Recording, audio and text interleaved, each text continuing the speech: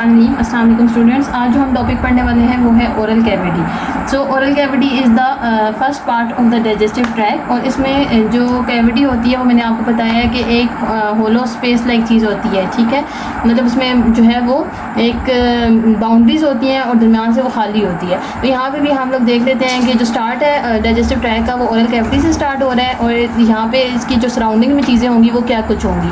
तो सराउंडिंग में बच्चों आपको हमें सामने नज़र भी आ रही होती है ओरल कैविटी का, तो इतना मुश्किल नहीं है फंक्शन आइडेंटिफाई करना और इसकी कंपोजिशन देखना। इसमें कंपोजिशन तो वही होगी, ठीक है। सबसे पहले आपके पास जो है वो यहाँ पे सराउंडिंग में आ जाती हैं टीथ। आउटसाइड से स्टार्ट करें तो लिप्स आ जाते हैं, ठीक है।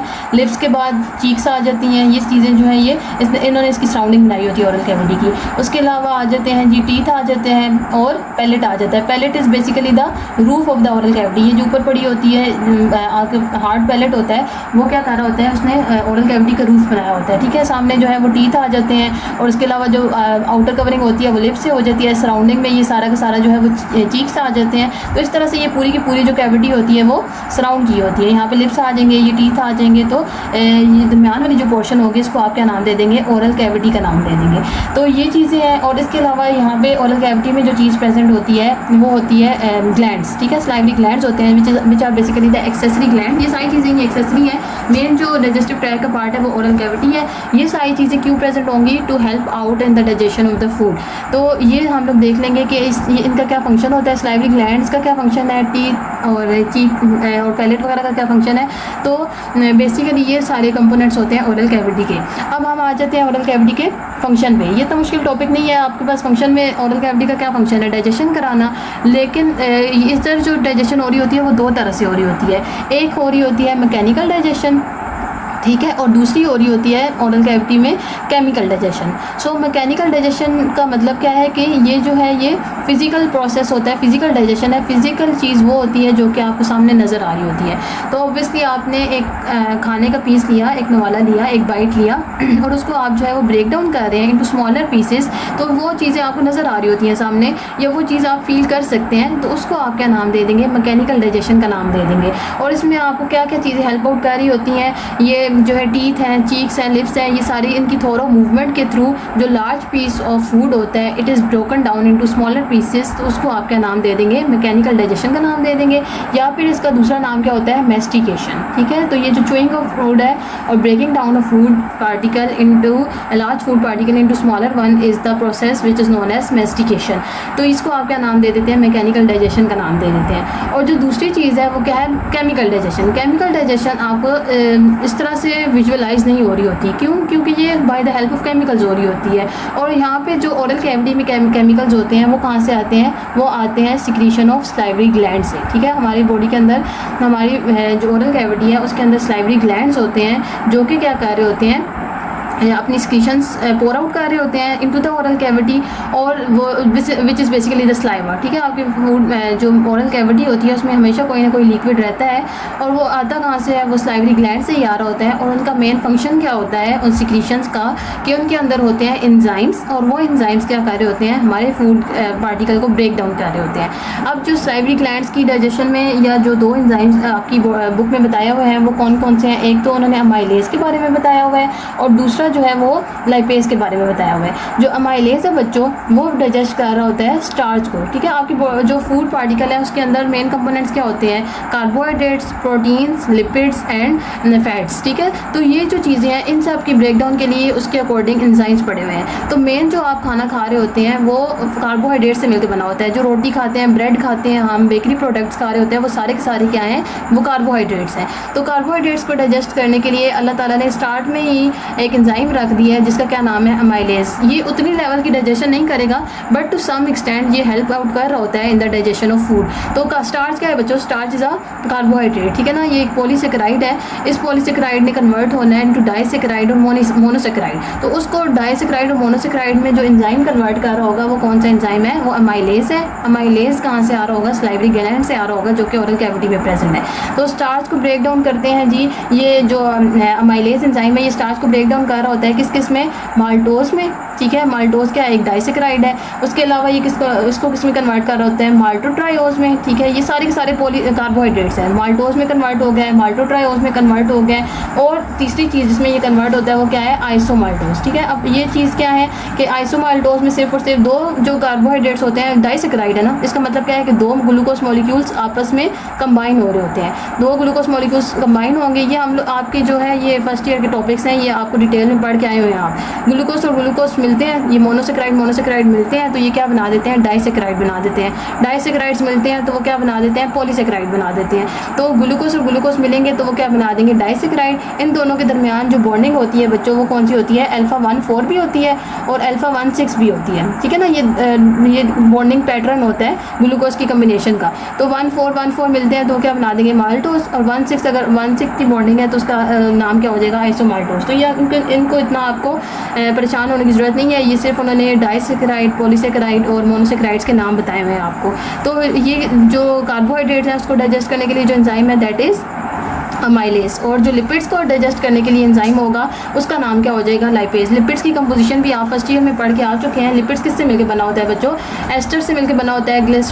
ग्लिसराइल एस्टर आपने देखा था कि ग्लिसरॉल होता है और फैटी एसिड होता है, ठीक है। तो ये जो चीज़ है लाइपेज, ये किसको डाइजेस्ट करने में हेल्पफुल होगा, ट्राइग्लिसराइड एस्टर को के बॉन्ड को ब्रेक डाउन करेगा और उनको किस में कन्वर्ट करा रहा होगा, एस्टर्स को ब्रेक डाउन करा रहा होगा, ठीक है। या एसाइल ग्लिसरॉल, ये जो एस्टर्स और फैटी एसिड्स होते हैं वो कंबाइन हो रहे होते हैं तो उनको ब्रेक डाउन करा रहा होगा ये किसमें, डाइसाइल ग्लिसरॉल में और मोनोसाइल ग्लिसरॉल में, ठीक है ना। तो ये चीज़ है, ये दो बेसिकली एंजाइम्स हैं जो कि ओरल कैविटी में प्रेजेंट होते हैं और ये डाइजेस्ट कर रहे होते हैं कार्बोहाइड्रेट्स को और लिपिड्स को। तो ये आपको पता होना चाहिए।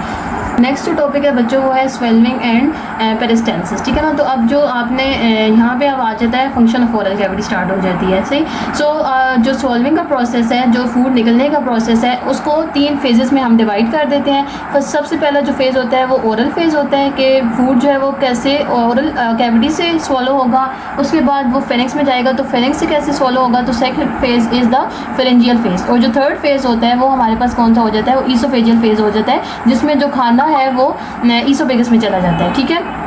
तो इन तीनों फेजेस में से जो फेज़ हमारे जो सॉल्विंग का प्रोसेस हमारे कंट्रोल में होता है that is the oral phase. कि आप खाने को ओरल कैविटी में जितना मर्जी देर रख सकते हैं, ठीक है ना। जितनी देर के लिए आप ओरल कैविटी में खाने को रखना चाहें आप रख सकते हैं। तो ये वाला जो फेज़ है ये वॉलेंट्री होता है। एक दफ़ा खाना ओरल फेज़ से फेरिंग्स में चला गया तो उस वहाँ पर जो भी प्रोसेस हो रहे होते हैं वो आपके कंट्रोल में नहीं होते हैं, वो इनवॉलेंट्री एक्शन होते हैं। और उससे आगे जितना भी फूड के साथ प्रोसेस होगा, जो पेरिस्टाल्टिक मूवमेंट्स होंगी, जो भी चीज़ें होंगी वो हमारे कंट्रोल में नहीं होती। So the start of food digestion is under our control. Oral phase जो होता है वो आपके अपने कंट्रोल में होता है, वो वॉलेंट्री होता है। बाकी फेरेंजियल फेज से आगे अगर खाना चला गया तो वो आपके कंट्रोल में नहीं होता। उसके आगे जितनी भी चीज़ें हो रही होती हैं वो ऑटोमेटिक हो रही होती हैं, वो रिफ्लेक्स एक्टिविटी होती है। सो यहाँ पे ओरल फेज में उन्होंने क्या बताया हुआ है कि जैसे ही आप खाने को मुंह में रखते हैं या आपका अपना वहाँ पे क्या हो रहा होता है, उसके अंदर जो है वो मॉइस्चर हो रही होता है, वो सलाइवरी ग्लैंड्स की सिक्रीशंस आ रही होती हैं और वो उसको क्या कर रही होती हैं, फूड को मॉइस्चर अप कर रही होती हैं ताकि वो जो है जितनी जल्दी उसकी डाइजेशन, जितना फूड गीला होगा, सलाइवा जितना ज़्यादा होगा उतनी अच्छी उसकी डाइजेशन हो रही होगी।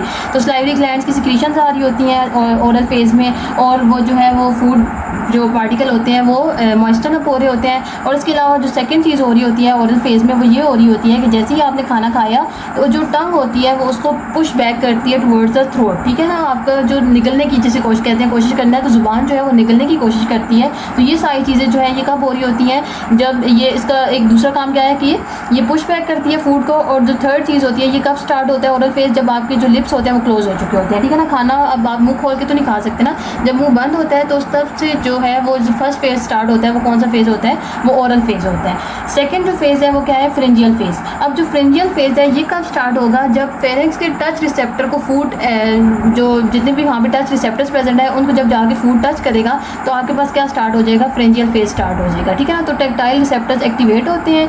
जैसे ही टेक्टाइल रिसेप्टर्स जो कि फेरिंक्स में प्रेजेंट होते हैं वो एक्टिवेट होते हैं तो आपके पास फ्रिंजियल फेज स्टार्ट हो जाता है। अब इसमें क्या होगा बच्चों कि जो फेरिंक्स है ना वो बिल्कुल ना दरमियान में पड़ा हुआ है। मतलब अगर हम अपनी ओरल कैविटी को देखें तो ओरल कैविटी में लेट्स सपोज यहाँ पे जो है वो लिप्स आ गए हैं तो ऊपर आके बस क्या पड़ा होता है, नोज़ से एयर जो एयर है वो नोज़ से आ रही होती है, ठीक है ना। यानी अगर आप खाना ले रहे हैं आप, तो यहाँ से जो है वो सांस भी तो ले रहे हैं आप, ऊपर से सांस भी आ रही है नोज़ से। और नीचे आए तो हमारे पास जो है वो एक होती है विंड पाइप, ठीक है, जहाँ से आपके पास सांस जा रही है, ठीक है ना, जिसको आप क्या नाम दे देते हैं, लेरिंग्स का नाम दे देते हैं। तो एक तो लेरिंग्स पड़ा हुआ है और दूसरा आपके पास पड़ा हुआ है फूड पाइप, ठीक है। एक आपके पास विंड पाइप पड़ा हुआ है और एक यानी कि यहाँ पे इसको आप क्या नाम दे देंगे, ईसोफेगस का नाम दे देंगे। और ये जो है ये क्या है जी, विंड पाइप है। अब आपने क्या करना है कि अगर आपने खाना खा लिया है, लेट्स सपोज ये टंग पड़ी हुई है, ठीक है, तो टंग के ऊपर, अब टंग का मेन फंक्शन क्या है कि टंग ने ना तो खाने को, ये लेट्स सपोज ये फूड पार्टिकल पड़ा हुआ है, ठीक है। अब इस फूड पार्टिकल ने ना तो इधर ऊपर जाना है, ठीक है, ना इधर से बाहर जाना है और ना ही इधर विंड पाइप में जाना है, इधर से आगे इसने विंड पाइप में जाना है। इसने बेसिकली जाना किधर है, इस फूड पाइप में जाना है। तो फूड पाइप में जाने के लिए मेन थिंग जो है वो कहाँ पे हो रही है, ये जो फ्रिंजियल फेज है इसका मेन काम ही ये है कि ये जो फूड पार्टिकल है इसको डायरेक्ट इधर फूड पाइप में भेजना, ना कि इसको ऊपर नेजल कैविटी में भेज देना, ना कि इसको विंड पाइप में भेज देना और ना ही इसको मुंह से बाहर फेंक देना, ठीक है। तो अब ये किस तरह से होगा कि सबसे पहले तो जैसे ही आपने फूड को टैक्टाइल रिसेप्टर और फेरिंग्स पे टच करवाया है तो फ्रिंजियल फेज एक्टिवेट हो गए। अब फ्रिंजियल फेज जैसे ही एक्टिवेट होगा तो ये जो टंग थी ना, इसने इसको फूड को पीछे पुश किया, तो जैसे ही फूड को ये पीछे पुश करेगी तो इसका आगे से जो लेवल होगा ना वो ऊपर हो जाएगा, ठीक है ना। ये ऊपर से आगे से जैसे ही ऊपर होगी तो ऑटोमेटिकली फूड बाहर तो जा ही नहीं सकता, फूड ने आगे ही जाना है क्योंकि ये एक स्लाइड सी बन जाएगी, ठीक है ना। तो ये जो एंट्री ऑफ फर्दर फूड है इनटू द ओरल कैविटी वो थोड़ी देर के लिए ब्लॉक हो जाएगी। तो ये फर्स्ट फेज़ तो हम लोगों ने अपना जो है वो अपने जो खाना था उसको मुंह से बाहर निकलने से बचा लिया फ्रिंजियल फेज़ में। अब सेकंड थिंग इज़ कि ये जो नेज़ल कैविटी है इसके अंदर फूड को नहीं जाना चाहिए। तो सेकंड उसको बचाने के लिए कि नेज़ल कैविटी में खाना ना जाए, तो यहाँ पे बच्चों क्या पड़ा हुआ था, रूफ किससे मिलकर बनी हुई थी, पैलेट से मिलकर बनी हुई थी। पैलेट में एक सामने वाला पोर्शन होता है वो हार्ड पैलेट होता है और पीछे होता है जी सॉफ्ट पैलेट, ठीक है, जिसको हम यूविला भी कहते हैं बेसिकली। तो ये जो सॉफ्ट पैलेट होता है ये जैसे ही आपने खाने को पीछे किया ना तो ये ऊपर हो जाता है, थोड़ा सा राइज कर जाता है। तो जैसे ही ये ऊपर राइज करेगा तो अब जो नेज़ल कैविटी की एंट्रेंस थी वो भी क्या हो चुकी है, ब्लॉक हो चुकी है। तो ना तो खाना पहले बाहर जा रहा था और ना ही वो नाक के अंदर जा सकता है। तो खाने में अब किधर आना है, या तो वो विंड पाइप में आ सकता है या तो वो फूड पाइप में आ सकता है, या तो या वो लेरिक्स में जाएगा या तो फिर वो ईसोफेगस में जाएगा, क्योंकि यहाँ पे सॉफ्ट पैलेट ने कवर कर दी है और यहाँ पे जो एंट्रेंस थी उसको किसने कवर कर दिया है, टंग ने कवर कर दिया है, वो थोड़ी से ऊपर हुई है। तो जो टंग थी वो जो इंटरव्यू तो ओरल कैविटी थी वो ब्लॉक हो चुकी है, ठीक है। अब आ गया जी खाना, लेट्स सपोज इधर, ठीक है। अब जब ये इधर आया है तो अब इसके अंदर का चांस है कि ये इधर भी जा सकता है और ये इधर भी जा सकता है, लेकिन जो खाना है वो किधर जाएगा, फूड पाइप में जाएगा। वो क्यों जाएगा, क्योंकि लेरिंग्स जो है उसके ऊपर होता है बच्चों एक लिड लाइक स्ट्रक्चर होता है जिसको आप क्या नाम दे देते हैं, एपिग्लोटिस का नाम दे देते हैं, ठीक है ना। ये जो चीज़ है ये क्या है, एपिग्लोटिस। अब एपिग्लोटिस का क्या काम है कि जैसे ही ये फूड पार्टिकल इधर आएगा ना, ये थोड़ा सा लेरिंग्स ऊपर आता है, लेकिन दोनों जो है वो पाइप्स जो है वो पहले सेम लेवल पे थे, लेकिन जैसे ही फूड इधर आएगा तो लेरिंग्स जो है वो थोड़ा सा ऊपर हो जाएगा।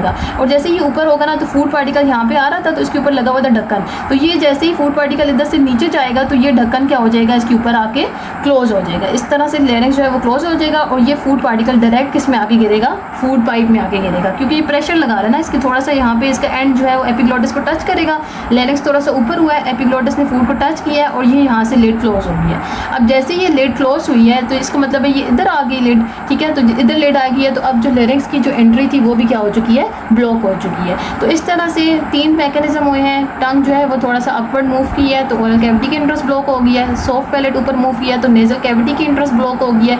एपिग्लोटिस जो है वो फूड ने उसको पुश किया है तो एपिग्लोटिस भी क्लोज हो चुका है, जिसकी वजह से जो लेरिंजियल एंट्रेंस थी वो भी क्या हो चुकी है, क्लोज हो चुकी है। तो इस तरह से जो एयर वे होती है वो क्या हो जाती है, प्रोटेक्ट हो जाती है। लेकिन इसमें ये होता है कि थोड़ी देर के लिए जो आपके, अब देखें नाक से भी हवा नहीं आ रही और यहाँ पे जो लेरिंग्स है वहाँ पे भी हवा नहीं जा रही, तो थोड़ी देर के लिए जो रिस्पायरेटरी एक्टिविटी होती है वो सीज हो जाती है, वो रुक जाती है, ठीक है ना। आप उस टाइम पे जब आप सॉल्विंग कर रहे होते हैं उस टाइम पे आप सांस नहीं ले रहे होते, लेकिन ये बहुत ही थोड़ी मेनली बहुत ही माइन्यूट सेकंड्स के लिए होता है, ठीक। और जो चौथी चीज़ होगी वो क्या होगी कि यहाँ पे लगा होता है स्पिंटर अपर ईसोफेजियल, ईसोफेगस में भी तो कोई चीज़ पड़ी होगी ना, तो उसको आप क्या नाम दे देंगे, अपर ईसोफेजियल स्पिंटर।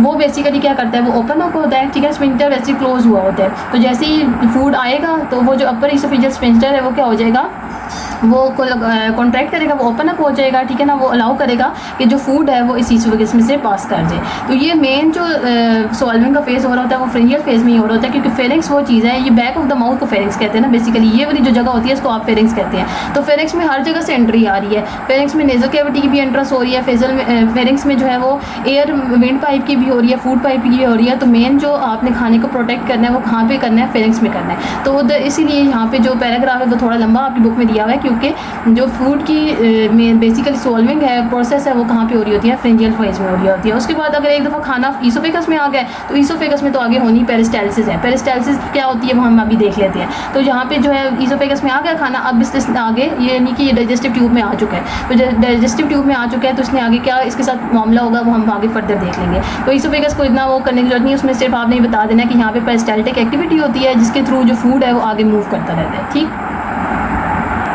एक दफ़ा बच्चों अपने आप बुक से भी देख लें कि यहाँ पे देखिए उन्होंने क्या बताया हुआ है कि ये जो है वो टंग है, ठीक है, और ये फूड पार्टिकल पड़ा हुआ है। तो जैसे ही ये जो है वो ओरल फेज़ उन्होंने बताया हुआ है बेसिकली कि फूड जो है ओरल कैविटी में पड़ा हुआ है, यहाँ पे जो है वो क्या आ गया, फ्रेंजियल फेज़। अब फ्रेंजियल फेज़ में देखिए यहाँ पे टंग का लेवल देखें और यहाँ पे टंग का लेवल देखें, इधर जो है वो टंग थोड़ी ऊपर हो चुकी है, अपर पैलेट को भी टच कर रही है। तो जैसे ही अपर पैलेट को टच करेगी तो entrance to the oral cavity क्या हो चुकी है, क्लोज हो चुकी है। दूसरा यहाँ पे देखिए बच्चों सॉफ्ट पैलेट, ये आगे जो है वो हार्ड पैलेट है, पीछे सॉफ्ट पैलेट है। सॉफ्ट पैलेट ऊपर हुआ है ताकि जो नेजल एंट्रेंस है वो भी क्या हो जाए, वो बंद हो जाए। तो वो भी बंद होगी। अब नीचे एक जगह पे पड़ा हुआ है जी विंड पाइप और पीछे पड़ा हुआ है उसके फूड पाइप। तो विंड पाइप के ऊपर ये जो ढक्कन लगा हुआ है ये अभी वैसे खुला हुआ है, ये एपिग्लोटिस है, ठीक है। लेकिन जैसे ही फूड पार्टिकल आएगा तो ये एपिग्लोटिस, ये फूड पार्टिकल इस एपिग्लोटिस को क्या कर रहा है, पुश कर रहा है, और ये इसको पुश करेगा तो ये लिड क्लोज हो चुकी है, ठीक है। ये लिड क्लोज हुई है और जो फूड है वो डायरेक्टली किधर जाएगा, वो फूड पाइप में ही जाएगा। और इसके अलावा यहाँ पे स्पिंटर पड़ा हुआ था, ये देखें इधर तो बिल्कुल ईसोफेगस में एंट्रेंस क्लोज हुई है, लेकिन जैसे ही फूड आया तो ये इस अपर ईसोफेजियल स्फिंक्टर जो है ये ओपन अप हो गया और जो फूड है वो डायरेक्ट इधर चला गया, वो फूड पाइप में चला गया। तो ये तीनों चीज़ें जो है वो उन्होंने क्या बताई हुई हैं। और एक दफ़ा जब फूड जो है वो ईसोफेजियल में चला गया तो उसके बाद ईसोफेजियल फेज स्टार्ट हो जाएगा। नेक्स्ट जो टॉपिक है बच्चों वो है पेरिस्टाल्सिस का। Peristalsis is basically the contraction, rhythmic contraction of muscle, जो कि किधर प्रेजेंट होंगे, हमारे पूरे ट्यूब में प्रेजेंट है, ठीक है ना। तो जो मसल जो है आपको मैंने अभी पीछे जो डाइजेस्टिव सिस्टम है उसकी ट्यूब्स की कंपोजिशन बताई है कि उनकी 4 लेयर्स होती हैं। सबसे पहले म्यूकोजा होता है, इंटरनल म्यूकोजा, फिर होता है सब म्यूकोजा, फिर मस्कुलैरिस और फिर सिरोजा। तो बेसिकली जो मैंने वहाँ पर भी बताया था कि मेन जो पोर्शन होता है वो मस्कुलैरिस का होता है। तो वो जो मसल्स हैं वो कॉन्ट्रैक्ट करते हैं, मसल जहाँ पे भी होंगे वो कॉन्ट्रैक्ट करेंगे, ठीक है। तो उन मसल की कॉन्ट्रैक्शन होती है और रिदमिक कॉन्ट्रैक्शन होती है जिसकी वजह से जो फूड है वो आगे की तरफ मूव करता है। अब जैसे देखिए यहाँ पे ईसोफेगस है ना, अब ईसोफेगस का रिदमिक कॉन्ट्रैक्शन का मतलब ये है कि अगर ये वाला पोर्शन ईसोफेगस को कॉन्ट्रैक्ट कर रहा है तो अगले वाला अभी कॉन्ट्रैक्ट नहीं कर रहा होगा, क्योंकि अगर ये वाली चीज़ कॉन्ट्रैक्ट कर रही है बच्चों, लेट्स वो ये इस तरह से कॉन्ट्रैक्ट हुई है तो तभी तो फूड आगे जाएगा। अगर अगली भी चीज़ कॉन्ट्रैक्ट हुई है तो फूड तो आगे ही नहीं जा सकेगा। तो एक जगह पे अगर एक पॉइंट कॉन्ट्रैक्टेड है तो दूसरी जगह पे वो पॉइंट रिलैक्स होगा ताकि फूड आगे जा सके। फिर ये वाली चीज़ कॉन्ट्रैक्ट करेगी तो अगली वाली चीज़ रिलैक्स हो जाएगी। तो इस तरह से रिदमिक कॉन्ट्रैक्शन होती है। वेव लाइक मोशन में जो है वो ईसोफेगस कॉन्ट्रैक्ट करता है या पूरे का पूरा डाइजेस्टिव ट्रैक्ट जो है वो कॉन्ट्रैक्ट करता है, तो जो फूड है वो आगे मूव करता रहता है। तो यहाँ पे उन्होंने यही बताया हुआ है कि इनवॉलेंट्री होती है।